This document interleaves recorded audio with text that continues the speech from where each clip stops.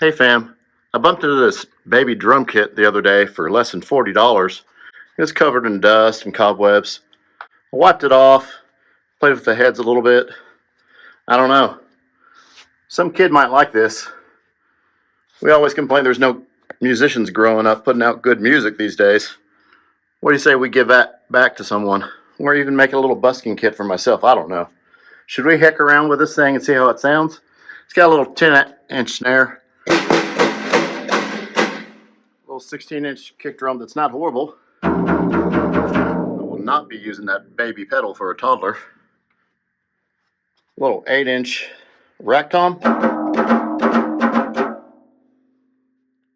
Some crappy cymbals I'll just use for wall art. What do y'all think? Yeah, let's do this. Alright, so I'm all finished with the drum hardware. Cleaning everything up with WD-40 worked really good. All the rust seems to be gone. I used some aluminum foil to clean up the hoops and the steel hardware and mounts. And took some soapy water, cleaned up the shells, looked over the bearing edges, tightened all the lugs. It's looking pretty good. I got some leftover parts like heads and some other little tricks I think I'm going to throw at this baby drum kit, see if I can get it sounding pretty good.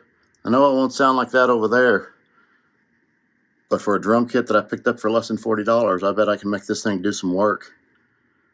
What do y'all think? You're probably looking at this and wondering what the heck I'm doing. Well, everybody knows an Evans EMAD batter head is a good way to make your kick drum sound better. Well, even though this little kick drum is only 16-inch, Evans still wants almost $50 for an EMAD head for it. So I'm just going to make my own.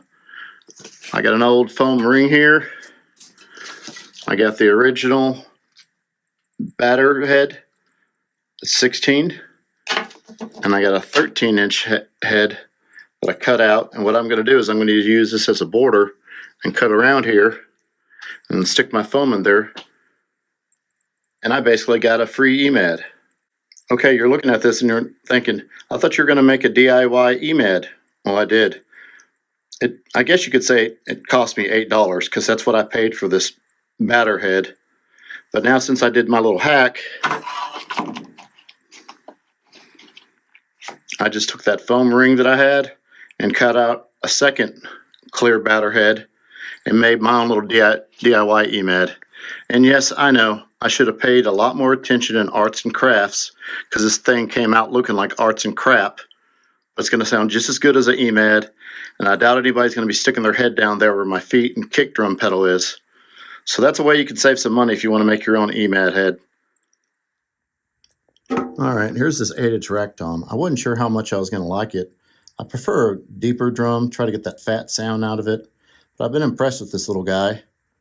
I spent another $6 off the interwebs with this coated 10mm head by Attack. I've never used that brand before, but it ended up sounding pretty good cranked up. Just in case it would get too ringy, I was glad that I found another Evans Reso 7 laying around for the bottom head. Keep things from ringing too hard out there. Okay, I finished up with this 10-inch snare. I had some extra heads and stuff laying around. This is an old PDP 10-inch snare wires, Evans snare side 200 head. Tuned up real good. I even was able to find an old Evans G14 10-inch batter head. I think it'll work great controlling the overtones.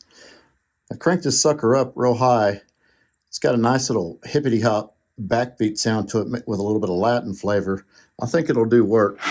It's going to be just fine. Well, well, well. Who would have thought the 16-inch kick drum would have become the star of the show? I got lucky and found another Evans Reso 7 head off an old floor tom. Took that off, put it on the front of this kick drum, cut myself a mic port. She shined up pretty good, especially after I got all those cobwebs and everything off of it. I was originally going to put a pillow in there. That's why you see the Velcro strips right there. But my DIY, homemade, Southern engineered EMAD sounded so good, I'm not going to need that pillow. I threw it in there, I didn't like it. I guess what they say is true. You can have too much muffling on a drum.